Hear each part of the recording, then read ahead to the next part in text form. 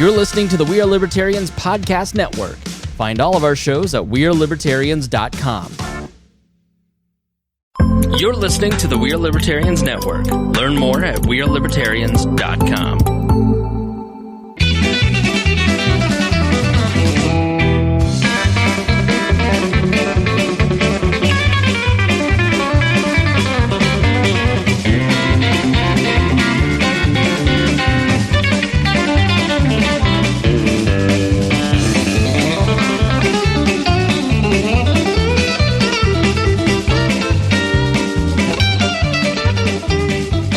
Welcome to the Boss Hog of Liberty podcast. This is episode number 196 of East Central Indiana's favorite podcast.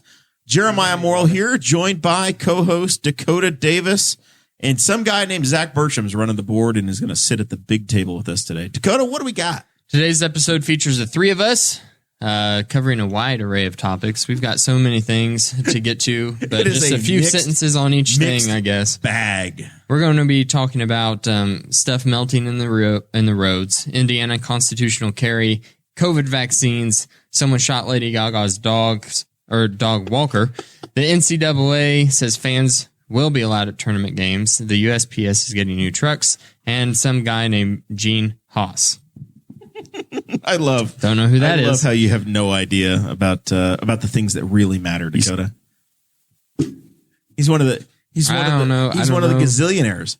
This show is about our lives in rural Indiana. We're here to push your boundaries and make you think as individuals. Sometimes we'll provoke you, other times we'll make you laugh, but hopefully you will always learn something new. Oh boy, this is awkward. Which one of you two wants to do the Patreon thank yous? Zach's gotten pretty good at it lately. I'll let Dakota do it this time. Because Zach, normally what happens, Dakota, having both of you here is great. This is like a little meeting we can have. Do you want to split it up? Normally what happens is I do the introduction, and then Zach is supposed to do the little part where he says, here's what's coming.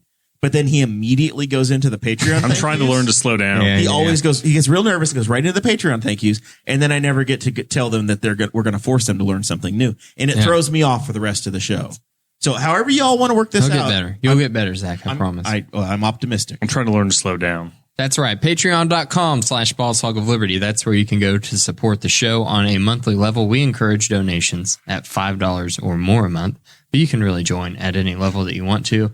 You get access to show notes ahead of time before the show.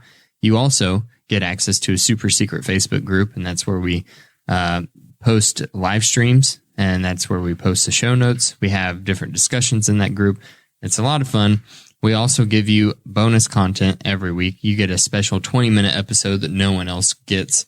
So you get a lot of perks for joining Patreon. And if you join at $50 or more a month, then we give you a shout out at the front of each and every episode. Chris Lamb is above and beyond the $50 mark. We are very appreciative of Chris. The other folks are Christy Avery from all the way in Fort Wayne, and then Mr. Jonathan Phillips, our favorite car dealer in Central Indiana. Also, Anthony Meyer is a $25 a month member on Patreon, and Anthony is a truck driver. He's delivering goods all across the country, and he's trying to take his trucking business private fully. And he is trying to get some fundraise for that. So he has a GoFundMe set up. We'll post that in the live stream chat. We also have T-Chip stores. That's where you can get your merchandise. tchip.com/BHOL1, 2, 3, 4 or BHOL mug. 1, 2, and 3 are all different types of shirts, T-shirts, long sleeve tees, hoodies, all sorts of different things. And then number 4 is masks. We were just in Nashville this past weekend. You still have to wear a mask places. And then also we have a color changing mug. So it changes colors whenever it gets heated up. And that's pretty cool. And Andrew Bowman's been awesome and posted the links to most of that in the chat already. That is very impressive. Wow, what a good guy. Very impressive. So are we all dug out? Your yards are clear. You're ready to cut your grass. You got your mower ready, Dakota? I'm all clear, but I got stuck in the snow. I work inside of substations, and I got stuck in the snow Tuesday. It's like 45 degrees outside, and I'm stuck in the snow. It hadn't been driven on, and I was wet, real heavy, really wet, really heavy. Yeah, and I'm driving my really heavy truck through it. It's 10 tons, fully loaded. So how'd you get out? dual tires. It's an F550, and I'm driving, and I don't even like get buried at all because it's just compressed the snow And just so turns to much. ice. Yeah. It just immediately turned to ice. It wasn't even fleeing snow. It was just solid ice underneath all 4 tires. I put it in 4 high. That didn't work. I went out and locked the hubcaps and put it in 4 low. So I had higher torque. That didn't do anything. It did nothing. It didn't even move side to side. I'm trying to move my tires. I'm trying to put it in reverse. Do everything I could think of. Does a 4-letter company give you kitty litter or anything to put in the truck? I had snow melt. I had like 100 pounds of snow melt in the back, and I have a shovel. So I got out and I started trying to shovel snow, and I put the snow melt down. I even put the snow melt. I put piles of it on all my tires so that whenever they rotated, it would try to get underneath. I need all of the listeners that are listening and watching right now to go ahead and DM former producer Guffey and tell him to stop texting me during the show. He knows what we're doing. Incredibly rude. He was in the chat during He's just telling me right now about his lights. He put up some lights, and I'm very proud of him. He got some electricity done. Yeah. He said he was going to solder it straight into his house, which was a great plan. But he's now texting me pictures of it as you're trying to tell your story, Dakota. Oh, So I want the fans, those that are watching the live stream, DM Guffey and say, "Hey, get with it." That's all. It didn't work. The snow melt didn't work. I'm sure if I gave it more time, it would have worked. But did you give it like 15 seconds, like instant rice? No, I gave it about 5 minutes, and it didn't work. And obviously, I couldn't get the shovel underneath the tire where the ice was, so that was useless. And what I finally had to do, I had to get out my tire chains, kind of like drape them over the tire. You had put your chains on previously, hoping you could use them. Yeah, obviously you can't put the chains. To put the chains on, you have to drive over top of them and then fasten them together. Obviously, I can't drive over top of them, but I just kind of draped them over it so that whenever the tire rotated, it would, and it worked like a dream. It was a whole like 45-minute process. And the thing is I was in the middle of one job. There was a portion came up that I didn't have to be there for about 45 minutes. And I was like, I have this monthly thing that I have to get done. That's like 5 minutes down the road. I'm going to go do that. And then I'll come back and I'll be back as soon as you guys are ready for me. And I go there and it literally takes me 45 minutes to get my truck unstuck. I had once in college where I backed up into a pile of snow because I'm like, that'd be good. And by Friday, it all melted except for under the right rear tire. And I didn't have a limited slip diff in that truck. So I was completely beached with 3 tires on pavement. And it was along, if anybody goes to Ball State, it's along where like the cow path comes out behind La Follette. So the biggest storm in the campus, everybody's walking by and I am stuck. And the harder you try, the worse it gets. Because nobody's volunteering to push you. Oh, no. And so because you try harder, it melts the ice a little bit. And then the minute you stop, it just glazes again and just turns it just cups your tire perfectly. Yeah. So you're lucky you have the chains, but you sit there and you're like, I can't do anything because you have custom built ice cups just holding your tires. Yeah. It was after the day after we got all the snow, I was driving down a county road and there was a Dodge Challenger in front of me. And he was having problems. He was having real issues. Is he the president of the town council in Spiceland? Mm-mm. And because this story would get a lot better if it was. I know, but it wasn't. It was. I don't know who it was. So it could have been. I was in my work vehicle, and no, it wasn't. And he's like trying. He starts to try to turn down a different county road out by Westwood, and he just immediately starts sliding, and then he gets full on stuck just sideways in the road. And the same thing's happening to him where his tires are just spinning. Rear wheel drive. Aren't those rear wheel drive? Yeah. So I got out and I was like, I'll push. If you like just kind of ease into the gas while I push. With your hands or your truck? With my hands. Come on, get the 550. Hit him with the truck. And this dude, I'm not even joking. I like put my back against the vehicle, the Challenger, and I start pushing my legs, and like it starts to work, and he's kind of creeping, and then all of a sudden he just guns it, just puts the pedal to the floor, and just and you're leaning against the back of it backwards. And it really didn't move him very much because he was so stuck. That was just like the opposite thing of what he should have done. And he just was fishtailing all around the road. And I yelled at this random man. I was like, stop. Sir, you can't do that. And I was like, and he was like, so he stopped and he was like, what's that? And I was like, you just ease on the gas real slow. So he did, and he finally got unstuck, and he's like, thanks, I really appreciate it. He's like, I just got this car. It's just, I didn't think about the wintertime in it. Well, and one thing that's interesting I've heard about Americans compared to other countries is that we don't invest in winter tires. And like in Europe, it's just a common thing to like, you swap out wintertime, you swap on winter tires. And I see guys post, like they're up in Michigan that have like, they work for Dodge and stuff, and they're driving Hellcats in the winter. So they're driving 700 horsepower Challengers. And they said for winter tires on them, they're great. And the guy said a Jeep Trackhawk that has 700 horsepower and all-wheel drive, he's like, it's unstoppable. But Americans just don't want to pay to have a second set of tires. And even though we already all have like storage cribs and garages full of stuff, throw an extra set. But yeah, I helped a lady on Tuesday that was stuck last week after the snow. And I ran my mom to get her vaccine, and she was stuck pulling out of an alley where the plow had dumped the snow, and she just hammered it, and she hammered it with the wheel turned. And I was like, none of this is right. but it was so stuck that I dug out a little bit in front of it, and then I rocked it with pushing it. Like I was doing the movement, and eventually I just rocked it enough. Like I pushed and I let off. I pushed, and then it bit, and she got it going. But I was just like, nobody knows how to rock a car. No one has it. I was amazed. I'm like, why are you buying a Challenger as your daily driver in Indiana? First of June or July when he bought it. We were in Nashville, Tennessee last weekend. If you join the Patreon, you'll get a comprehensive review. But something I didn't mention in there is our Airbnb, Dakota and I, we were very romantic cabin, but it was on a side street, and they don't plow their side streets down there.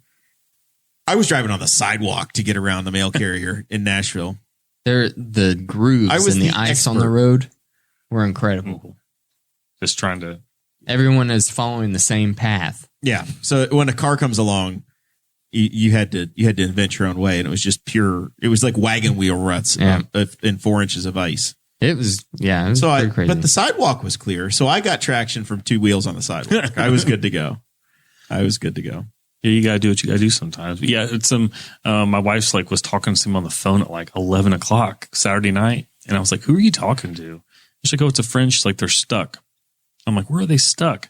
They're in a field. Like something about their Jeep got stuck. I'm like, "You know what they should learn? The first thing you do is you're gonna go play in the snow in a field. You do it right when it snowed. Don't wait 3 or 4 days. Don't wait for the sun to come out. Yeah, because then it gets heavy and wet. That fresh snow is fun. You can the 4-day-old snow is blast trash. Through fresh powder. 4 days later, not so much. And they buried like 2 Jeeps in a truck, and we're like waiting for somebody to come out and get them. And it was their own field, so they weren't doing anything wrong. But it's just that's how I totaled my Jeep. I was in a field, and I got out of the field, and I was like, "Oh, it's time to go home." Had enough fun, and I got back on the county road. And Jeeps are pretty bad on ice, like if you don't have it in 4-wheel drive, because there's zero weight in the back. There's no weight anything at and all. I obviously out in the field trying to do donuts. I didn't have 4-wheel drive on, and I didn't think to put it into 4.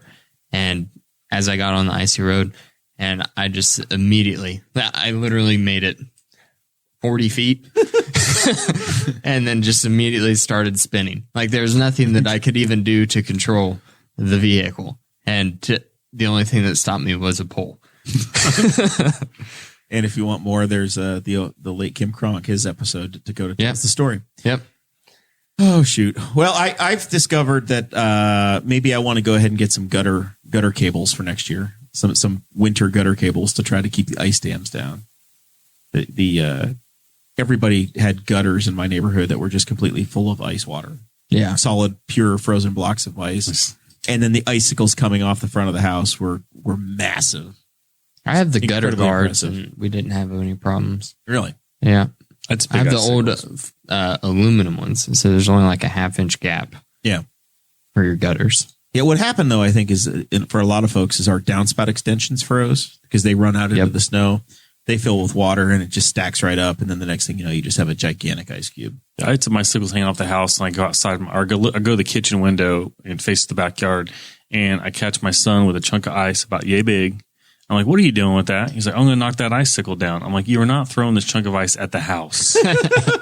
And then I get home from somewhere, and like the next door neighbor girl's throwing toys in the backyard. I'm like, why are there toys in there in the neighbor's yard?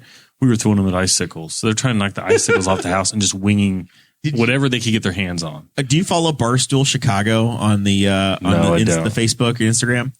If you do yourself a favor and pull up their Facebook page real quick, there are some Chicagoans that have been taking ice down because in Chicago they all have these stairways that are made of wood, so they're like wooden staircases. They're fire escapes because they can't use wooden materials for their buildings. They're all brick, but the fire escapes are all wood because they're allowed to.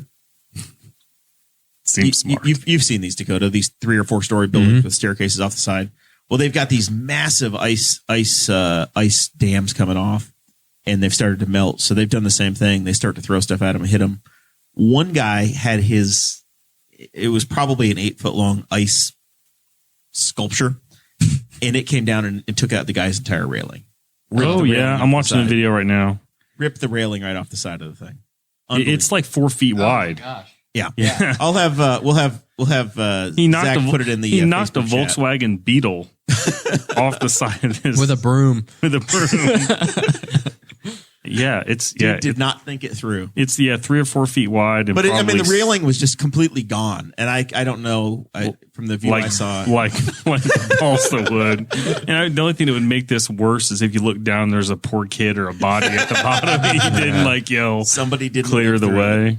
Yeah, I'll copy a link in. Yeah, perfect. Speaking of Chicago, what you need there is a gun to feel safe. Yeah, well, I mean, it's your God-given right. Mm-hmm. That you shouldn't have to have any documents for that, Dakota. For some reason, we've had to buy back from the government. People think that it's okay. Jim Lucas, who's been on the show before, and we talked about this bill when he was on the show. From Seymour. 2 years ago?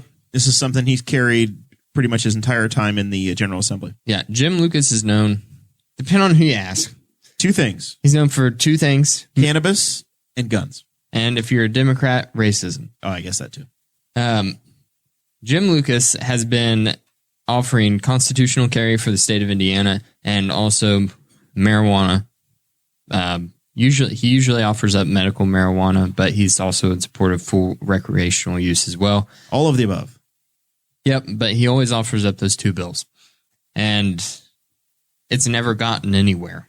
It always gets assigned to some random committee, immediately dies as soon as it gets to committee. Usually doesn't even get heard, and that's the end of that. We'll see you next year. Now, all of a sudden, I start see you next Tuesday. Is that what you're trying to say? Yeah. I start seeing Jim because I follow him on Facebook. I start seeing him post things like there's amendments being added to his constitutional carry bill. I'm like, they're actually hearing it. They're discussing it. Oh, the amendment has passed now. So they're actually very seriously considering this. Oh my God, it makes it out of the committee. They're going to hear it on the House floor now. And then all of a sudden it passes the House floor by an overwhelming majority. 65-31. It got out of the House and it's on its way to the Senate. So this bill will eliminate the handgun license that you paid for. Correct. In 2022. Correct. And they're basically going to make it the burden of the police officer. If you have an interaction, they're going to verify if you're not allowed to have it or not. Right. This doesn't do what if you're a felon, you still can't carry a handgun, all that good stuff. So the police, basically the argument is like anytime that you get stopped by the police, they're looking for that stuff anyway. If you have a firearm, then they're going to know you're not supposed to have the firearm because they've already ran your plates. They have your driver's license. They know already. But the police union's problem with this has always been all of the money from gun licensing goes directly towards training for the police departments. So it's about a little over $5 million a year that has been paid, that those fees have paid for. Correct. And the big amendment that was offered in the committee this time was allocating $3.5 million towards extra police funding or police training in the state of Indiana to offset this. Right. Because in order to if you have a handgun, if you have a concealed weapons permit in the state of Indiana, then that is also honored by some other states. It carries over into other states. So if you want to carry in those other states, then you'll still have to pay for and get. You have to have some sort of a document permit. so that you have reciprocity with states that recognize Indiana. Right. So my lifetime permit is not entirely trash now at this point. Right. I didn't waste $130. So they said, yeah, it provides $5 million in funding, but we're still going to be selling these things. So we'll do some, we'll give you guys a buffer to where we're not totally cutting all of that out. And then hopefully we still sell enough to where we make up for the rest of it. And that was basically after that happened, the police union, except for I think the sheriff of Marion County, who is also a Democrat representative in the state house, he spoke in the committee and was like, this is horrible. It puts police officers in danger. It gives them the burden of the responsibility rather than them already being cleared ahead of time by the state police is the contention they have. And proponents, of which I am one, just say, guess what? Not my problem. The Constitution says I can have it. That's kind of your job. It's not yours to license.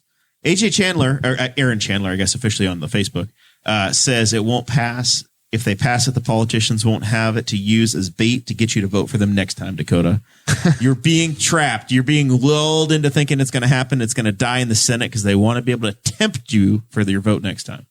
That could be. It's kind of true. They have messed around with this a number of times. A couple of years ago, there was a small incremental change. I can remember them being only 4-year licenses, and then they gave you lifetime permits. And then a few years ago, they said, you know what? You can have the lifetime permits, but if you want a free permit, you can have the 4-year one, but you still have to pay for your fingerprints or whatever the heck happens. Right. Yep. So some people won't charge you for it anymore. And now, once again, we're messing around with it. We don't just have a law that just stays the hell alone. Speed limit doesn't get dinked around with all the time. We don't play around with the marijuana laws. Those are still illegal. We can't get that passed, but we can change this law every 3 years. Yep. And it's just, I don't know. I'm hopeful. I'm hopeful that it makes it out of the Senate. Zach, do you carry? Do you have it? No, you carry, but do you have the permit? Nope. You have permission? You've never been through the deal? No, never have. It was a pain in the butt to get my permit the first time because I showed up at the sheriff's department and they said, oh, no. You can't get that here. You live within city limits by 14 feet. You need to go to the police department across town. And then I showed up and they said, okay, yeah, that's cool. But we need a money order. There were so many hoops to go through. It took me a whole damn day. Like going to the BMV? Yeah, it was I had to go to the post office, get a money order, had to go back, get my fingerprints done, go to the post office again to mail my stuff out. It was a whole deal. And I had ink all over my hands. A money order. I don't remember having to pay with a money order. Well, you're much younger. So that was 7 years ago. My first one was not on a card. It was I had to laminate it myself when it showed up. Oh, really? Yeah. Mine is. Yeah, I've got the new version now, the pink card or whatever. That's an actual. I remember it piece being of like a plastic. piece of paper people folded. Yeah. Even when I was younger, my dad's. Mine still has my parents' address on it. Have you updated it with the state? No. Oh boy, you can't carry that. Oh no, my parents' address. Yeah, I've changed my address with the state. Yeah, but you haven't printed a new card. No. Okay, that's like $10. The state would like the VIG. They want your money. Need to make up for that $1.5 million in difference. So what the hell do you carry? You're good. Are you looking out for somebody else, Dakota? Or are you having some? I typically I carry an LCP, which is a very small. It's called a pocket gun, but I don't carry a pocket. I carry appendix. One more question here before we move on. Is this going to be for concealed carry or any carry? This is concealed carry, any carry. Yeah. We have right now, this is a concealed weapons permit. Can you just be standing somewhere with a gun on your hip? No, I'm not a lawyer. You'll have to I'm not sure what that threshold is. I remember one time Guy Relford for that. Because I was literally in Muncie today, and there was a guy with a gun on his hip. Yeah, I'm not sure where it becomes concealed or open. Because I remember one time leaving the gun range as a kid, and there was like two guys, and this is so like Midwest. two guys like riding a moped, and the guy in the back's got a rifle, and he's like holding it up in the air, like it was like some kind of like like redneck infiltration force. And I was like, I told my dad, I was like, isn't that illegal? He's like, no, you can see it. It's open carry. He's like, he's not concealing it. So that I was it's not a surprise. That's the most insane thing I've ever seen in my life. Yeah, I've never given thought to open carrying, so I've never looked into the laws of it. All right. We are jumping all over the place today. Because this is what happens when I make the show notes at 5:50. Are we talking about? We're talking about COVID vaccines now. Yep. We're back to Indiana news. It's just a real quick thing, though. Yeah, this is they've dropped the age down to 60. Right? So if you're 60 years old now, you can get it. And I made the appointment for my dad myself. So on Tuesday, I want to say, I'm Ron Burgundy. On Tuesday, they made this rule change. I saw it really quickly. I jumped on the website. There was no wait at all. I got my dad on the phone. I said, hey, let's do this for you. They made the change at like 9 a.m. I said, can you go today? I got him an appointment for 2:20 that afternoon in Rushville. He got his Medea vaccine, and he's good to go. And then while he was there, they made his next appointment. Because I was wondering, okay, so you get this one now and you have to get the one in 3 weeks. You have to make sure you match it up correctly. I didn't have any experience with this, but I literally went into the website, chose the place I wanted, and it had a version of, hey, do you want the Pfizer vaccine or do you want the Moderna? You picked which one you wanted. That put you in the line for it. And You're good to go. So super simple. Yeah, they gave me permission to go get it too. Who's they? The state. Do you have a signed document by the governor? Someone does. I got an email that said Indiana's signed off on all field employees and the people who work in our control centers that watch over the grid getting the vaccine. Last week made people realize electricity is pretty important, huh? I've said for a while, like as soon as I'm able to get it, I'm probably going to go get it, but I haven't even made the appointment because at this point, like I don't want to sound horrible, but really I feel pretty confident in how I'm a pretty healthy person. I take vitamins. I have a very strict exercise and diet. And I just feel like there's probably a lot of other people that need it more than Now listen. Well, I do. I know how strict your diet is, but I also watched you eat a $14 milkshake on Saturday night. $16 milkshake. I mean, I saw the pictures of the milkshakes. They looked amazing. I didn't eat all of it. I ate half of it, and I ate half of my cooking. I didn't touch the frosting on the outside, and I felt sick to my stomach for a good while afterwards. So much so, whenever we got to the next bar, and I saw Mason's fish, I was like, I need to eat some of that fish to get like some protein or something going in there, because that was pretty bad. And Mason just took the rest of my milkshake, and he just dumps it into his. Scrapes off all the frosting on the rim, and I was watching him, and it's like my face was turning green. Sounds like Mason was quite the display to watch. Oh, it was putting on a show. It was a fantastic time. Have you guys seen how the state cracked down on the will call? Like, will call wouldn't be the right word. But like the list, they were letting people sign up and say, hey, on short notice, if you have some extras at the end of the day, give me a call. And a lot of teachers were doing that. Yeah, some teachers like Walmart, apparently, like there's a Walmart pharmacy here too that were even prioritizing teachers in that list. So they were getting a couple of them in a day, and the state found out and said no. And shut them down and said if anybody's found giving any doses that don't meet the criteria, anybody not meeting the criteria, you don't get to give any more doses out. And I was like, really? That's the purpose of making sure it goes in somebody, right? Yeah. Well, although Indiana said the only things that have not gone in somebody's arm have been because they've had broken syringes. They've not had anything spoil because it didn't go to somebody. But they're saying evidently that the waiting list needs to be also just people that meet the criteria. But what if you don't have anybody? Right. Like just having, and the funny thing was it seemed to be because these teachers were getting, I was like, so like the state is really digging in on teachers like not being able to get vaccinated because the teachers union has made such a big deal about it. So it's all about state government just wants to stick it to every person that's getting the vaccine is one more to the good. Yeah. So Dakota making the case of, well, I feel fine and I take vitamins and I don't have a problem. If you're eligible for it, then damn it, take the thing so one less person in our community can get the virus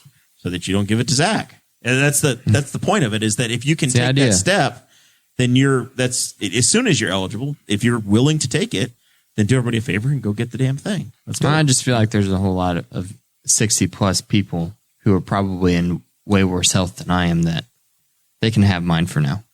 That's fine. That's fine too. But they have to sign up, right? I did watch. I checked in about 3 times. The longest I saw the wait list to be was like 24 minutes.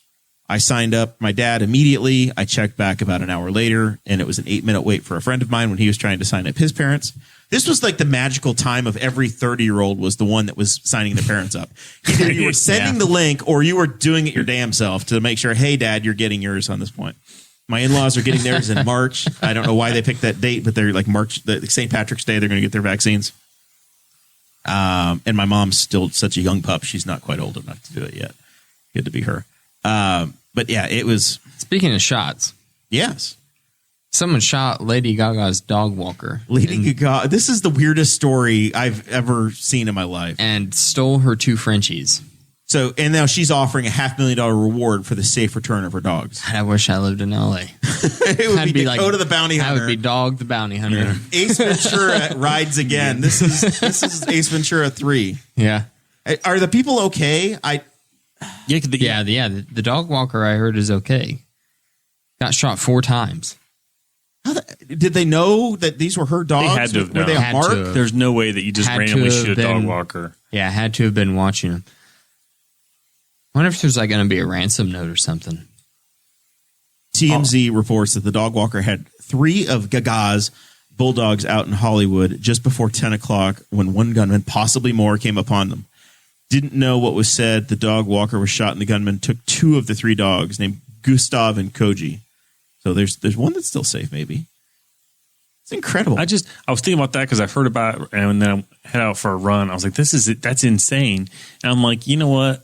I'm the kind of person that if anything happens to those dogs and they catch those guys, capital punishment if you hurt the dogs. Like, what is the world coming to that somebody kidnaps your dogs? So if you have information that can lead to the safe recovery of Koji and Gustav, email kojiandgustav@gmail.com to retrieve the award. Gmail. LA right now. It all happens so fast. LA right now sounds like Mad Max. There's like, we were watching, there's a Netflix series out about the Cecil Hotel, a lady who goes missing at this hotel, and it's a really good series. You guys should watch it. But anyway, they were saying there's I'm busy with the crew right now. I can't possibly start something else. They were saying there's like 30 in this documentary that was made a while ago. Obviously, they said there's 30,000 homeless people on the streets of Los Angeles, but since COVID, there's literally 100,000 more now. There's 125,000 homeless people living in LA, and that's before the government says people can be thrown out of their houses. Yeah. There's still rules that say you can't do that. It sounds insane. So crazy. I wonder what they categorize as homeless, because then there's a whole bunch of RV people that just live in RVs near the beach, like around Venice. Yeah, I don't know. This particular show is talking about Skid Row. Point of inquiry. What beach is near Vegas? What? Venice. Okay. Venice. I will allow it. Okay. Yeah, Venice. I listened to a podcast. The guy says, you'll walk out. You'll be walking around, you look over, and there's just like a couple. He's like, look like they're living in this beater motorhome, fixing their dinner, parked on the side of the street, and they look like Abercrombie models. He said it's the weirdest thing. You got to think, like, so Joe Rogan was talking about one of the things that made him move from LA to Austin was the homeless problem had reached his neighborhood. He went out to get his mail, and then you have to think, a multi-millionaire. So he's living in a home in LA with woods. Okay, he's one of the people that had to get evacuated during the fires, and there's homeless people camped out in front of his house, and it's legal. They're allowed to camp. They're allowed to set up tents on the sidewalks. Yeah, it's a bizarre place. Yeah, crazy. I would be getting out too. I don't even have like a desire to even visit there. I don't have any desire to visit for a while. Maybe they'll be coming here for the NCAA tournaments. Everybody's coming to Indiana for the NCAAs, Dakota. They're going to play it this year. We're at the 1 year anniversary of COVID. This is all we're at the moment, the demarcation point. we've been through this lap before. We're finally at the point of the shit we canceled last time is coming back around. Yep. This time last year, I was watching the news stories about COVID. We're getting ready to go to the hospital to have Jackson.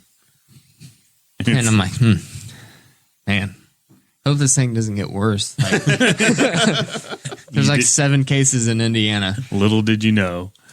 So a year ago, the NCAA tournament got canceled. Billions of dollars in TV revenue were lost to True TV, TBS, TNT, and CBS Sports. Think all those billions of dollars in productivity that were gained, though, according to whatever that Christmas and whatever firm says from the tournament, though. Yeah, but everybody worked from home anyway. Yeah, but then it was lost because everybody was distracted. Yeah. So we're going to play the entire tournament in the state of Indiana because Indiana Mayor Hogsett has lifted his curfew. You can be out till 2 a.m. Bars can be back to 75%. Music venues can be at 50%. We have the capacity now. We know how to use masks. We know how to social distance. We've been practicing. So there are going to be a handful of facilities that are going to host the NCAA tournament in Indiana. The smallest capacity that they're going to allow is down there by where AJ Chandler is, down in Bloomington, Indiana. Assembly Hall is going to allow 500 people to watch basketball games. 500. Now, I know for damn sure we will have a lot more than that in Newcastle watching wrestling tournaments right now. 13% capacity at Purdue University at Mackey Arena, and they're going to go 25% in all of the other arenas. So Butler will hold 2,200 people. The Indiana Fieldhouse is going to have How do you get 13%? I don't know. That's a strange It's number. just, it's a strange thing that you're going like venue by venue, and it's different percentages. Well, it's all a matter of the local health department. I guess, yeah. Right? So Monroe County controls Bloomington, and then you've got the We've university. given these health departments way too much power. They're just like, the 500 just about got shut down. How about 13? From IU Health. It wasn't even a health department. It was a hospital. Yeah. Kind of threw down on that one. Hopefully they fix the potholes in Indy so that people can get to the game safely. Doubt it. Because they broke my brother's truck last week. Yeah, that's why I had to drive to Nashville all by myself. So here's the question. Pothole Joe really screwed you, Dakota. Who's going to go? Are you guys going to actually try to attend any of this? Are you going to be a part of the festivities? Me? The last big event that happened like this in Indianapolis was probably the Super Bowl. I have a 1-year-old son. I barely made it here. Right. So are you going to take Jackson down to the NCAAs and watch some basketball at Butler? No. Because then he might wind up being a basketball player. No. Wouldn't that be terrible? Don't need that. I can sit at home and watch on my TV, which I don't normally do anyway. It's going to be interesting. Knightstown Panther or a Blue River Viking. It'd be great. Basketball is my least favorite sport to watch. It's so boring. So incredibly boring. Have you tried watching soccer? I like soccer. Soccer is way more entertaining than basketball. On TV, are you drunk? What are you drinking over there? Water and someone just came in the door. I warned you. Oh. Yep. I warned you there's a thing happening. Would you like to have a seat over here, sir? You can. All right, we'll grab one. His mic's not on there. Mask on, please. We'll have to readjust the camera if Corey's going to join us. Yeah, you almost had Jeremiah cut out. Oops. Yeah, Zach tap dance. It'll be interesting to see when people are able to go have a seat over here to go to like bigger events. You're welcome to if they actually go to the bigger events, because I know that I see we were in Tennessee a couple weeks ago and we drove down like through Gatlinburg and there were just people out like normal, and I kind of got like a level of social anxiety at the thought of just lots of people, like because it's such a weird thing. Welcome to how I've been my entire adult life. I mean, I was always a little bit like that, but you see some stuff and you're just like, ew. And like I'm still looking forward to the 500. And doing some stuff with that. But yeah, there's some other stuff. I'm like, it was strange being like shoulder to shoulder with people in Nashville. I bet it was bizarre. It was strange just even getting in the very first Uber car. And like I've got Mason and Guffey right next to me. And I'm like, this is definitely not 6 feet. We got in an Uber wearing our masks and the driver had a shower curtain up between us and him. That's awesome. Yeah. And Jeremiah has the audacity to go, did Lyft put this up there? That was interesting to see how people how some Uber and Lyft guys like dealt with like dividing their cars and trying to make it work and to be safe. Some of them were doing shower curtains or like somehow like rigging up plexiglass in their cars and stuff. Yeah, we had one of those people too. The first guy that we got in his lift, the lift says no one in the front seat with the driver. And the first guy is like, hey, you, and points to Jeremiah. He's like, just get in the front seat. And he's like, I don't care. He's like, some people do care, some people don't. I don't care. But Uber says, you guys can ride in the front seat. That's up to the driver. So everybody has their different rules. And that's why you pay $30 more for Uber. We're talking about the NCAA tournament is how this got here, Corey. And I just want to know how Henry County didn't get to host any of these games. They're going down to Bloomington, and they're only letting them have 500 people. But here we are, largest and finest field house, and we got the shaft. So it's my understanding, could be wrong, that the court at the field house is not college regulation linked. I mean, these are unprecedented times. I was going to say that the field house is actually a very good venue, our field house, for social distancing because there's there's like 42 doors. You could have, you got 20 doors open and have 6 feet between every open door. At 4 corners, you got different, and then there's like I don't know how many staircases. I've had to run them before, and so you get quite a few people in there and not have them have to be too close to each other. They hosted the Harlem Globetrotters when I was a kid. I know, I was there. They hosted the Harlem Globetrotters when I was a kid. Boy, how many times have you guys been kids? I mean, I was dating at the time.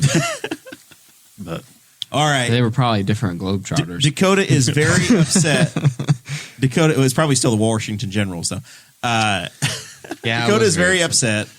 The mail's slow, and now they're getting a new truck, and you don't like it. Let me pull up this article. What has you so upset about the new so I don't remember. We have this chat going on where we've been talking. It started out as a meme group with me, you, Stephen Vitito, Cade Koger, and it has turned into our investment gambling. It happens, group. Yeah. And soon it'll turn to rehab. By the way, next week's show is going to be all about investing. Like a month ago, Dakota won't show up though. Like a month ago, I saw this thing on Wall Street Bets where it was people were saying like, "Hey, there's this company called Workhorse, and Workhorse is one of the top 2 finalists to do the electric vehicle conversion for the United States Postal Service and UPS. So they've got both of these contracts on the line, and their stock is like $10. So it's like they could really be going through the roof right now because no one knows who they are. Now everyone's going to know who they are. And I was like, guys, let's get in on this train. And, we rode it out for a little while. I bought a bunch of shares. And then today, USPS has unveiled new, sleek-looking mail trucks. Sleek is not the word I would use for this truck, man. The Oshkosh urban assault vehicle, I think is what it is. Yep. So the U.S. Post Service, and they've been using the same thing. It's called a Grumman mail truck. Grumman. Is it Grumman? Yeah, like the old, yeah, like the Air I have Force. no idea. Yeah, they build airplanes. Yeah, they've been doing the using the truck since the 1980s, so they were due for an upgrade. But apparently, Oshkosh Defense was selected out of the top 2 contractors to build between 50,000 and 165,000 new trucks in the next 10 years. This is the most exciting chassis selection. Oshkosh Bagosh since Delara beat Delta Wing and the Bat in the Swift. This thing looks like a golf cart with a giant glass bubble on the front, and it's built for packages. It really looks like a Pope Mobile. Yeah. If you ever remember the episode of The Simpsons where Homer designs his own car, I mean, it has that. It's got like, I mean, because, I remember when the 300 came out, it was a big deal. They pushed the belt line way up on the 300. So it's got like that gangster look. This pushes the belt line like this thing's pants are around its ankles. It's so low. It's all windshield. Yeah. It is all windshield. Well, it's designed to be operated at 3 miles an hour. So it should be fine. They also needed it to be really tall so that they could stack packages in it more efficiently. So they could stand This is the Amazon van. Whatever. But Oshkosh is a defense contractor. So it was like probably should have saw that one coming. Where are they going to build this thing? That's the question. Who knows? Which state's going to get the contract? Saudi Arabia, probably. They were up 6% today. So we're mixed. We're mixed on this. I mean, it's one of those things where form is obviously following function. And so, I mean, the current ones aren't that attractive. So, but yeah, you look at it. I'm really excited for a lot of them to start going up to auction. I shared an article, and it's by the same group that Jeremiah, if you get the show notes, a site called Jalopnik.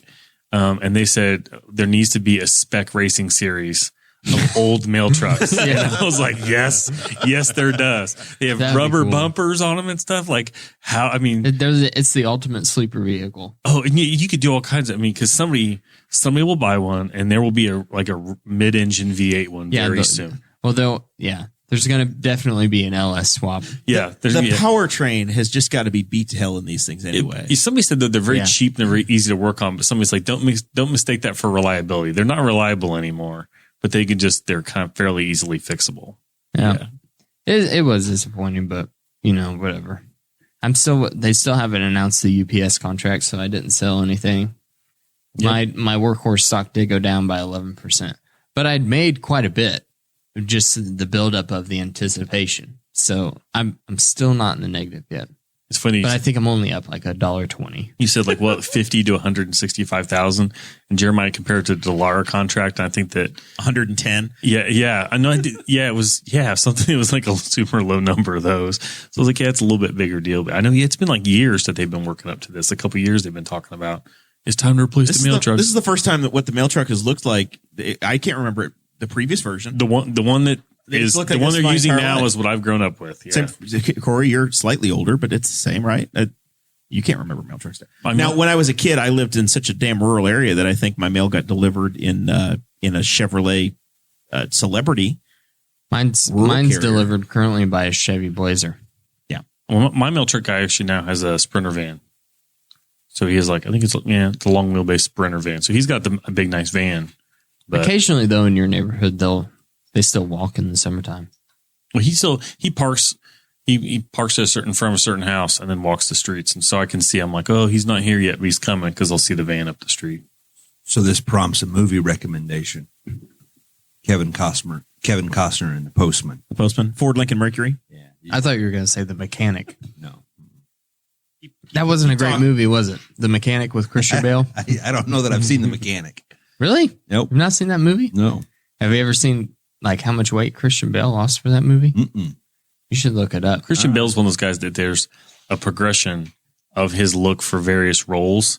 He's seriously dedicated. And he and Matthew McConaughey, but I think there's one where he's like emaciated and the next thing you know, Mechanic. Yeah, and the next thing you know, he's Batman and he's ripped. He put on 80 pounds for Batman. And he played. I got lost in the Dick Cheney movie. He was Dick Cheney. Incredible. Oh, really? Yeah. Was he really? Oh, I didn't know that. Wow. Yeah. I'm telling you, that guy is a shapeshifter. He really is. Crazy. I think it's called, what the heck is the Dick Cheney? It's not Veep. I've got Efforting. Vice. Called Vice, not Veep. Vice. Yeah, Christian Bale plays Dick Cheney in that. And he is, I'll turn this so that. Oh, no, sorry. It was The Machinist. My bad. The Machinist. Yeah, not The Mechanic. Okay. So, great movie, though. Stephen Carell played Donald Rumsfeld as well. It's Steve Carell played Donald Rumsfeld. And did it well. I may have to go home and watch that. It's a 2018 movie. Saw it in the theater. All right. Well, this is well worth seeing. Amy Adams is in it, which is always worth your time. There's Christian Bale in The Machinist. Remember theaters? Wow. Although I did hear an interesting thing. Can you wait a minute? Time out. I need Zach to review your pronunciation of the name of the movie. The Machinist? Yeah. Sounds right to me. Yeah, that can't be good for your health, though. No, he took years off of his life. Had to have. I did see an interesting thing that they said where, evidently in Indy and AMC theaters, you can rent an entire theater for $100. Wow, that would be really cool. And I think you get to pick the movie. I'm assuming there's a list. Any movie? You get to, yeah. Well, yeah. I don't know. Yeah, and probably any. You provide the film because Tom from Bob and Tom did it, and they watched School of Rock. Because he took his kids. That's awesome. And it's that's one of the greats. He's all you have to do is get 10 of your buddies, and it's the same price as it would be to go see a movie normally, but it's the whole theater is just you and your friends. Who's the greatest actor of the 21st century? Tom Hanks. Really? Ooh, I don't know. Because it's kind of hard to. Some people I don't even think.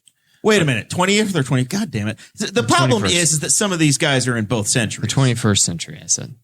Well, you're boxing me in. I think well, now I can't even think of his name. I can't see. My problem too Crap. is if you're trying to separate the last century and this century, the last century was like 5 years ago in my brain. I'm one of those people. It's like 30 years ago. That was 1970. And it's like, oh no, that was 1990. No, not at all. Crap. Who's the guy that played Abraham Lincoln? Oh, Daniel Day-Lewis? Daniel Day-Lewis. I think he's probably the GOAT of the 21st century. there's some people I Just joke. because of the Abe Lincoln. There's some people I joke that they don't even act, like Jack Nicholson. Jack Nicholson is really good too. He doesn't act though. You just hire Jack Nicholson. Yeah, you know what you're gonna get.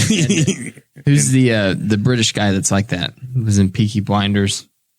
Horrible for watching movies. Crap. I'm really good at Tom kids Hardy. movies. Tom Hardy is the same way.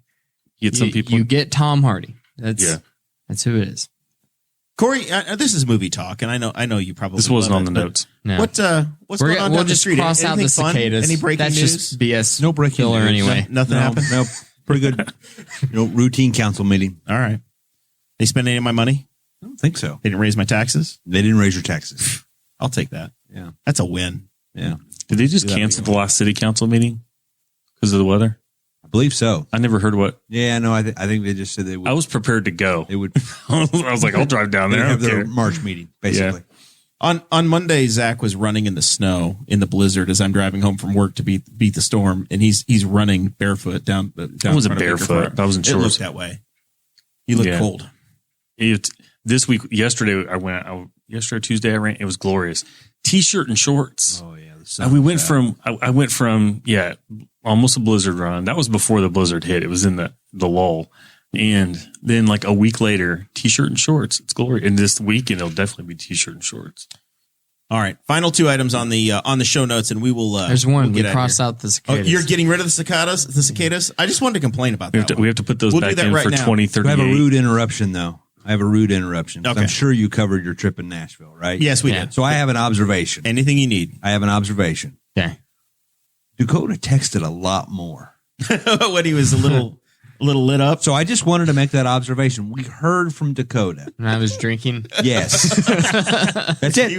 He was away from his family, It's so because he felt like he needed. Jeremiah was putting videos of me in the. So you're telling us that Dakota's a prime candidate to end up on text from last night. Yes. Yeah. Yes. That's He's probably usually just lurking. I've heard that Maybe that's the way he maybe is. not reading. I don't know, but I mean, he was. I usually read. He was actually. I mean, he participated. He's definitely reading because the time you offered Yes, up no the wine kidding. Right, chiller, yes. God dang, 20 seconds later, he's at your door buying the thing. Listen, So I've only got so much time to text during the I day. understand. I And understand. I get it. the biggest complaint I have about this Samsung phone is that the keyboard's horrible. I hate it so much. Every time I try to press the space bar, I hit the period. Nope. And- Yep, I do that. It's just awful. My iPhone that I have for work, I don't like the interface as much as the Android. I don't know but how the you switch keyboard- back and forth. The keyboard is just Constantly. leagues ahead. I mean, between the two operating systems, so it's not that bad. You're a man Like- of talent. I'm not like doing I just Facebook pressed the or buttons. anything. My Samsung has learned like so many different word combinations and stuff. And I could put in just somebody's first name, some race car driver, and their last name shows up spelled right. But it can't figure out that I don't want to put a period between two words. I'm like, figure this I know. out. Or an N. It's so stupid. Yeah. And like it does. It tries to like make your life easier. Like today I was just texting someone about the town of Greensboro. Yeah.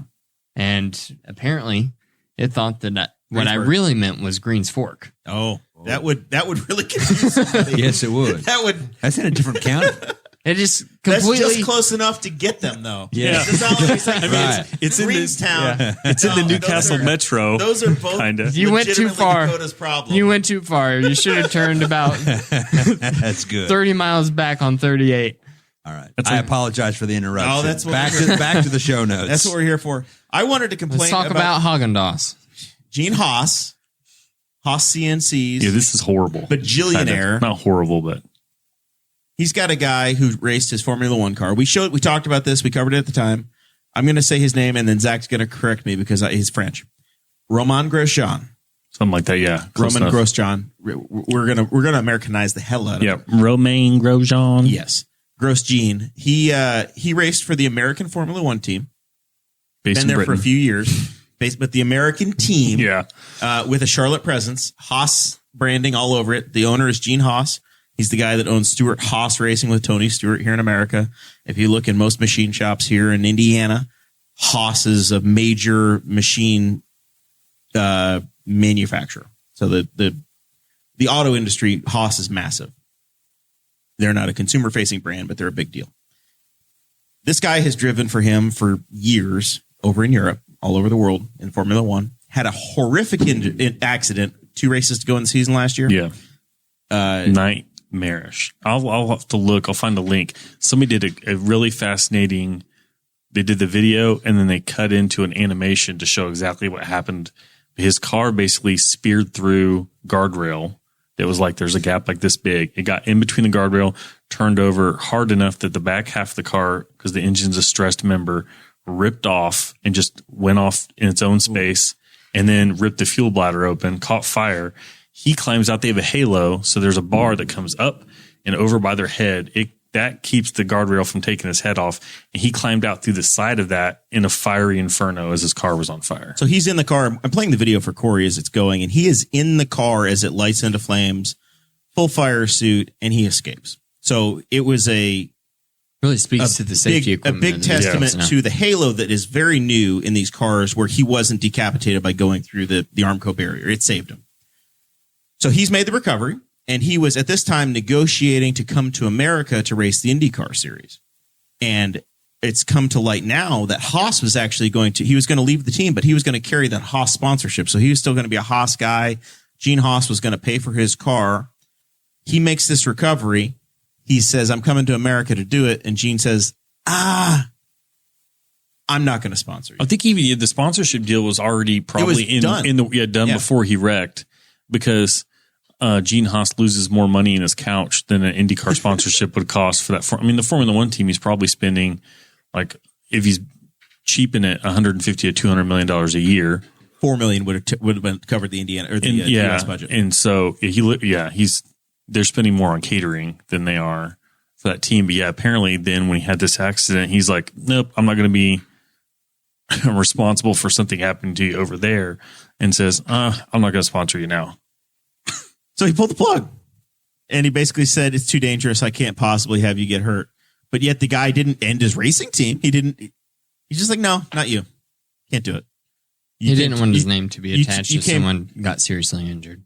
It was attached to it. The guy, his hands, he's in the Haas Inferno car. Yeah. Well, and even the way the car broke apart, where the side pods were on the detached portion of the car. So there's a chunk of car that says Haas on the side next to the fire, and the back half of the car was separated from the fuel cell and everything. So it's pristine. The car looked like it got buzzsawed in the middle. So there's Inferno, Haas in big red letters on the back of the car. It's just strange that this guy's got all these races, and he's involved with Tony Stewart, who had a fatal incident on the track a couple of years ago, not in one of those cars, but he's still like, he'll own a team that goes and runs at Daytona where they obliterate cars. Sounds like it was just a good excuse to get out. The money quote here in the Chris Medlin Racer.com story says, I don't know. He has a wife and 3 kids. I just told him I couldn't see giving him money to go out and kill himself. I feel like he needs to stay home and take care of his family. He escaped the big one there. If you really understand what happened there, if that car had a few degrees one way or the other, he wouldn't have been able to get through that hoop, and he would have died. So extremely lucky. So he's like, I'm pulling the money. I'm done. I'm not paying for it. It doesn't keep him from coming here. He's still testing. He tested yesterday in Alabama. He's going to run all of the twisties, all the road course races this year in America. But now the team he was going to race for is trying to figure out the money side. It's just crazy. He probably could have placed him in another racing series. Put him in taxi cabs in the Cup. You'll have a roof to protect him and a roll cage. Anyway, I was appalled. I looked at this and I'm just like, the logic was so disconnected. And I know Dakota it doesn't make that much sense to Dakota, but Zach and I know we both looked at it and went, what the? You just keep reading the headline and it doesn't make any sense. It would make more sense if Haas didn't own the car that he almost died in. Right. So it's like, oh, he almost died for you, racing your car, trying to win you a race. And now because he almost died doing it, you're no longer going to financially support him. And I was like, he said he needs to be home. How is he supposed to take care of his family if you just took away his means of making money? He's a race car driver. That's what they do. That's the I mean, you mount get a up real again. job. You get back in. All he did was he decided, I'm not going to do ovals. That was the only thing he did after that wreck. He's like, yeah. He thought about it for a minute, and then nobody knew he had the IndyCar deal going already. And he's like, he just decided, I'm not going to do ovals. So they throw some. It was rumored. Ovals. There was chatter. There was nothing official, but it was rumored. All right. Last thing I have in the show notes, then we can do a little rapid fire final thoughts. The 17-year cicadas are coming back again, and I finally, I don't know why certain things are in the news so damn much. Cicada. I know, it kind of hurt my soul. It was like hearing about vaccines. What? I don't know what word you guys use. Cicada. Okay, either way. Tomato, cicada. Every damn year is the year of Yeah, that's what it feels one. like. Yeah. Like it's constant. I finally put my foot down and said, this is bullshit. I don't accept this. They're here constantly. And then there's a different brood every year. Do you remember like 4 years ago when there was? It wasn't 17 years ago because you would have been 9. There was like a 12-year brood that came up. That's why I can't keep track of There's all these different types. Yeah. There's all these different like subspecies of cicadas that come up. And like 4 years ago, they were saying this one was a really big one. When are they both going to happen at the same time? And we need to burn down the trees. Yeah. When do all the broods? I distinctly remember camping that year and being like, and it was absolutely insane. I just don't think they're bad around my house. So I just don't really notice because I don't remember it being that big of a deal. But yeah, in town. Yeah. In my house and growing up in Dunreath, there were a lot. It was a pretty substantial amount. I watched one come out of its shell one time, and I thought that was crazy. Aren't they supposed to be this broods like they're big? These are like 3 inchers. Yeah. It just didn't. It seemed like maybe it was this 21-year group or whatever, 17. That was the first time I ever heard about it. And then now, it's like every 18 months, it's like, oh, it's like faster than the Olympics. Here comes another brood of cicadas, and they're gonna make us all deaf. I do want to know though, when are the stars going to align and all the broods are going to come out together, and are they going to like take over? They're going to take over the world. They're going to be carrying away small children. What's going to happen? A big pandemic? I mean, what's the what's the worst? Apparently, when they're fresh out of the shell is the best time to eat them. No thanks. I guess. I work with an older guy, and he says, "Sir, he remembers the last brood." I promise. He says that if you can catch them whenever they're breaking out of their shells, and the rest of their skin is still really soft, then it's the best time to eat them, and they taste like almonds. Put salt and pepper on them. I've never done it. I think it sounds disgusting. But at least you know. I mean, good for him. Well, he can. If I have a bunch at my house, he can come and watch him crack out. And I think he's got like 6 acres of woods. He does it all the time. So I found a list. I don't live in an area where I need to eat bugs to live, so I don't eat bugs to live. And there are broods. So Brood X is going to be in Indiana this time. Apparently, in Johnson County, they get multiple broods. This map I have is color shaded by county, by community or whatever. And poor Johnson County has multiples. So if you live in Franklin, this may just happen constantly to you, no matter what. There's like used to it. But basically from Columbus, Ohio to the west and the entire state of Indiana, we are the stomping grounds for Brood X. Last year. When was Brood X? When is that? 17 years ago. 2021. Yeah. Right. 4 years from now, there's going to be another brood that might get a part of us, maybe potentially. It looks like it's going to be Kentucky and parts of Ohio. I think we just get some, and then there's some annual ones. So it's like I feel like we always have this bug that you all don't like the way I say it, but I guess this is going to be bigger than most. I don't know what else to say. I couldn't even tell you what one looks like. Really? No, seriously. Yeah. I just don't pay attention. You've never caught them? 2004 was the last time. I was in college at the time. They're kind of freaky. It's like a gigantic horsefly, but it won't hurt you. Yeah. But it's just I hate horseflies. Yeah, kill them all. They hurt so bad. And when it's like getting hit by a paintball. And by the time you look down, like any bug that bites me, it can make me bleed. I'm like, no, I don't need any of this. Like bugs, or bees, I'll leave them alone. Wasps, even, it's like, I was good with bees bad. till one of them stung me in my lip running last year. Ouch. Like I was running and it stung me and my lip just was swelling up. I'm trying to bite my lip while I run to keep the swelling down. I'm like, what did I do to you? We have a particular substation that butts up to some woods. It's surrounded by woods. I was there today. And it's every time that I go there, the horseflies are like attracted to the light. I drive a white truck and they just swarm my truck. And I just hate it. I don't even want to get out. I'm getting questions in the chat or notifications that we've started a war while we've been on the air today. The Biden administration has started dropping bombs on Syria.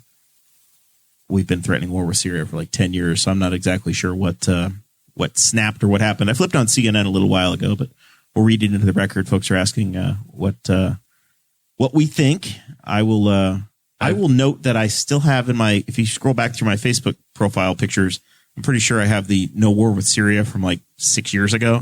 So I might have to cycle that back through, change that to my current profile picture. Not sure bombing anybody's going to help, but with that, we'll end cicada talk and work our way through the room for final thoughts. See you guys. Corey, thanks for stopping in. We started a war. Awesome. Happy to serve. I really appreciate this beautiful beer from Wisconsin. My wonderful cousin Francis picked that up for us at the Cow Palace. What is the right at the state Mars line? Cheese Castle? Yes, the Cheese Castle. Yeah, that is where that's. So you can watch a great segment on the Mars Cheese Castle on Chuck on Channel 13. Really? He went up to Wisconsin. It was winter escape, and so there's a great video segment on the Mars Cheese Castle. That's where it came from. I stopped in there a couple years ago myself. The last time I brought back some spotted cow, it was from the Cheese Castle as well. It's beautiful beer, and so I learned about this because my wife is from Wisconsin. Yes, and so thank you so much for. And I'm glad. And your cousin will now get like a Christmas card or a. Yep, I'll alert her your address, and you can work it out. Yes. So, but yeah, she was the mule. I said, bring back two because I know Corey's going to want one. Beautiful. So just like last time. And I'll do about anything for beer. For the record. Well, good beer. Well, you'll be surprised what my wife paid for that. So when we settle up here in a minute, you'll go, what? No. I said, it's good. It's a delicacy. Yes, it is. So, very good. Thanks for hanging out with us. What's going on in the community? What's your, Well, so you mentioned the NCAA and Indiana hosting the NCAA, and so our office is right on that microphone for me though. We're doing tourism now, and that's fairly new for us. And so I was on a call earlier this week with the state tourism agency, and so I believe there's going to be a competition about the best high school gymnasium.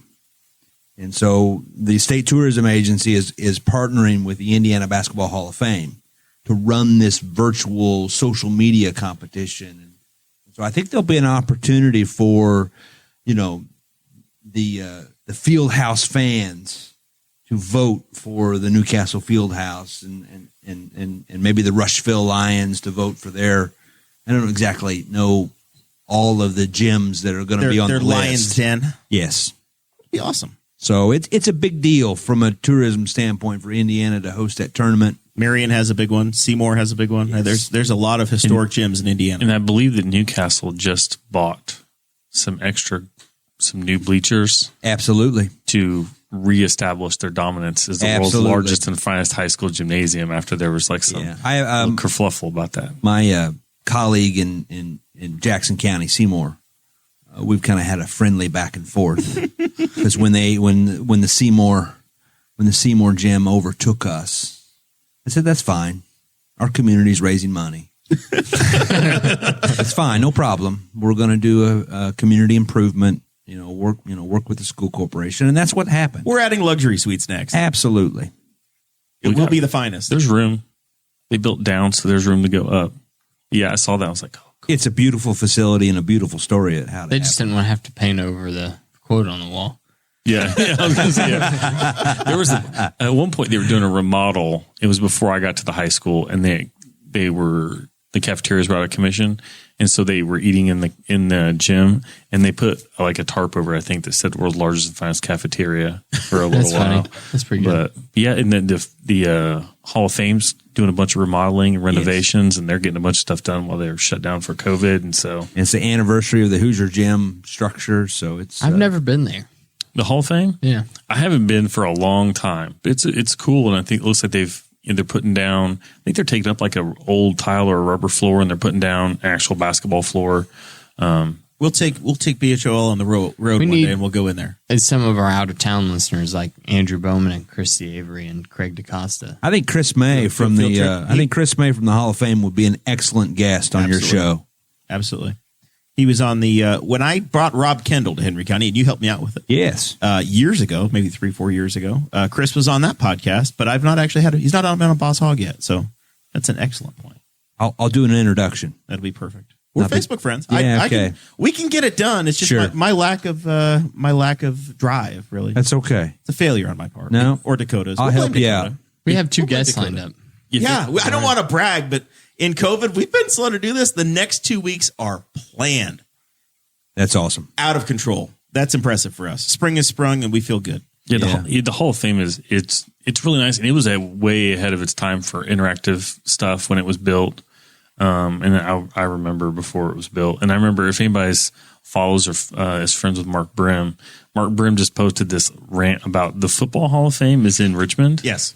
And he said, things I've never heard anybody say. I just came from there. I know somebody that works there or anything. It's just, he said, it's there, but it's in Newcastle. The Basketball Hall of Fame is a landmark. The Basketball Hall of Fame is a thing. I know people that helped work when it was built who worked there. And it's always, and it's also like, it's a gorgeous looking facility. Like one day I was just flying around with the drone, and I was like, I'm just going to fly over the field, fly over that and take pictures. And if you haven't seen it, it looks like a big basketball court and brick out front with the state of Indiana. It's a cool looking facility, and they've taken real good care of it. We're way better than Richmond. Richmond's is literally like a dog food smelling. It looks like a post office. It's an old post office. It looks like our post office. It's got, there's nothing, there's no lanes. I mean, if it didn't say on the front of it what it is, you would have no idea. But if you look at a picture of the Basketball Hall of Fame, you could take off Basketball Hall of Fame and you'd be like, there's something with basketball going on here because there's cues everywhere. So there's a great story about how Newcastle competed to win the location of the Hall of Fame. It was basically a site selection competition. They were located in downtown Indy, and there were several communities vying for, to be the new home of the Hall of Fame. So make sure when you have Chris on that he tells that story. It's a classic Indiana basketball and classic for Newcastle. David Mitchell's in the chat reminding us that there's some big Tom Carnegie history as well with the Indiana Basketball Hall of Fame. Yeah. So absolutely. All right, we have to get Chris on then. All right. So one last thing before we let you off the stage here, off the Final Thoughts roster. Do you know that the one rentable cabin at Summit Lake is gone? Yes. It's been decommissioned. Yeah. So now they did tell me that they're trying to bring some full service cabins in. But as you're now in this tourism world for Henry County. Absolutely. What about a Sybaris? We need some cabins, buddy. Yes, I heard Shirley is looking. Yeah. Yeah. So that'll be a good location in Caddis. Okay, let's talk about the Greensboro or Greens Fork. We need that 10370 interchange and throw a Sybaris right there. Perfect. So that idea was a project identified in the Stellar Plan. Yep. It was identified in the County Comprehensive Plan, and we're going to pursue that strategy because Summit Lake is the number one driver for day trips to Henry County. Yep. And now many of the state parks in Indiana have inns, right? Yes. And I don't know if they would do an inn there, but at least some cabins. Absolutely. And I think there's an opportunity to collaborate with the DNR, with the property manager out there, Nikki LaCrone. She's doing a phenomenal job, and the county and the private sector. So a true state, local, private opportunity. So stay tuned. Very good. All right. Anything else you want to plug? Is the surveys? Are the survey over? Survey's over. All right. You can't say if you didn't say it already. We had over 400 responses. Fantastic. So we're going to take that information and kind of bake that into the cake as we as we determine a brand for Henry County. And the reason why the survey was so important is we wanted it to be authentic. We're not going to be able to please everybody, but we wanted it to be based on community input. Very good. Zachy B. I don't know. I don't have much. L&K for your beef. I know that they're doing some deals, but yeah, I'm excited to see what they do at Summit Lake because I'm a frequent visitor. I go out there about once a week. I think I've been out there like 6 or 8 times this year. You're hiking like every week. I try to get a hike in a week. You've got a challenge you're doing. This is the problem. Yeah, I am really bad about picking up really odd things from people on social media. So one of the things I get made fun of a lot is I run in shorts all year round. Doesn't matter. 12 degrees below zero. I've done it. I picked that up off of Thomas Schechter, the IndyCar driver. He was living in Indiana at the point. He posted a picture on Twitter or something like that, running in the snow in shorts. I'm like, you did that? He's like, yeah, it's not that bad. So I started doing it. Now all my friends run shorts. And then I follow a PR person for an IndyCar team, and they go on a hike every week. They do 52 hikes a year. And so sometimes they might miss a week, but they'll do a couple in a week to make up for it. I'm like, I need to do that just to get out and gets me to do something. So most of them have been at Summit Lake because I'm kind of short on time and I still run on the weekends. So I've been out to Summit Lake, like I said, about every weekend. I did Mounds 2 weeks ago in the snow. Is a nice park too. I hadn't been out there in like years, but so I went out to Mounds and hiked in the snow 2 weeks ago and Summit last week. So been out there. So yeah, Summit's great and it's hard to get into. They could add 100 sites to their campground, and if they were well placed, they'd still be selling out every weekend. It's a really hard park. It's a hard park to get a camper into in terms of reserving a space. From people that are in the camping community now, as we are, Summit Lake is basically the Indianapolis campground. So if you're from Central Indiana, it is the premier campground to come into for state parks. They could easily add another 120 sites and still be full. And they could throw an inn. They've got a good. He mentions an inn, like an inn would be awesome there. And I could even think where they probably could stick it and have it on the lake and have a nice view. There's even a bed and breakfast over there. Is there? Yeah, over by there. But yeah, it's so yeah. I'm just enjoying being outdoors, and I love the snow, but I'm enjoying it melting, so I can run and not worry about falling and breaking my neck. Dakota Davis. I have nothing. Well, he took all his energy in those texts over the weekend. He spent it. He's got to take next week off. He'll be back in 2 weeks. Full of disappointment. I'm still holding my GameStop stock, and it's just it rallied yesterday, like $140. Keep holding, buddy. Keep holding. I listened to a podcast. My workhorse is down. Dogecoin is down. Everything's down, and I blame Joe Biden. No, gas prices aren't down, buddy.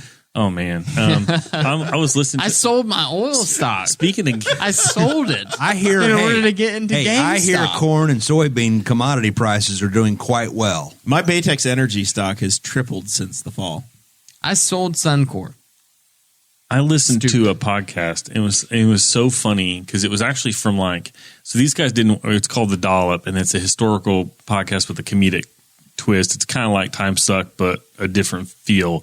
There's one guy reading to another guy, and they were talking about this guy. I think his name was like Robert Morris, and he basically cornered the market first on ice when they would ship ice, like in the late 1800s, early 1900s, down from Maine to New York City, so people could have ice in the summer. They had ways of storing it and stuff, and then eventually he was buying banks to fund then efforts to buy. He owned the entire shipping company. And if you wanted to ship anything between New York City and New Orleans, anywhere you had to go through him. He basically owned the entire shipping network at this point. And they talked about in it that he bought all this stock he was trying to do short sales on stock, and people found out and they ran the stock up on this guy. And it was 100 years ago. Nice. And they are describing without Reddit the GameStop That's game. awesome. And then they ran a stock up to $60 in 1918. And I was like, this is hilarious. Amazing. This is nothing. History repeats itself, Yeah, buddy. nothing is new. You think, nobody's ever thought of this before. It's like, no, they find a way to do it and they said, oh yeah, because I own so much of the stock that nobody will be able to buy any stock. So we'll just keep running it up.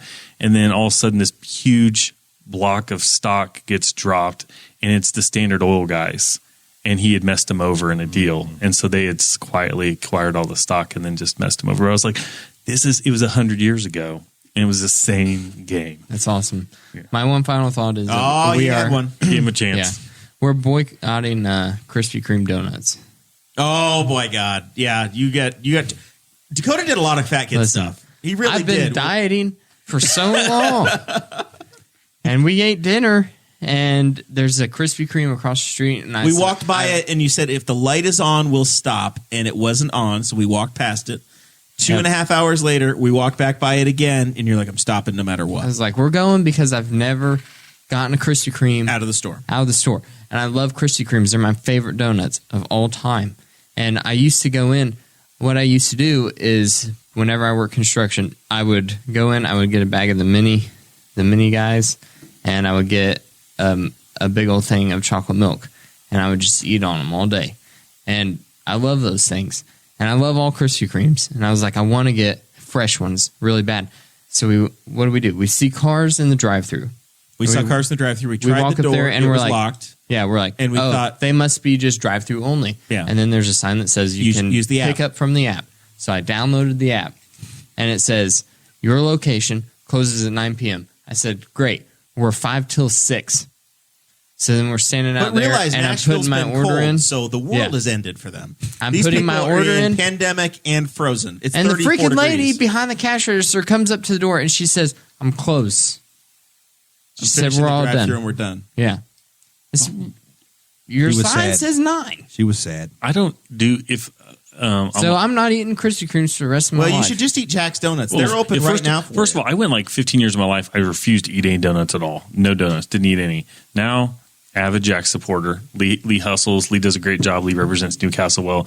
And I don't eat Krispy Kreme because if you want that kind of donut, you drive to Indianapolis, you can go to Long's, and that's legit donut.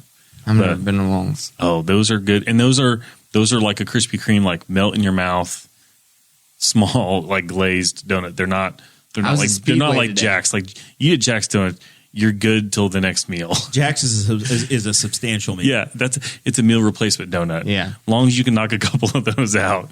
But yeah. Listen, my wife wanted pizza for dinner tonight, so we were gonna get a thin crust pizza, and I was gonna get chicken wings.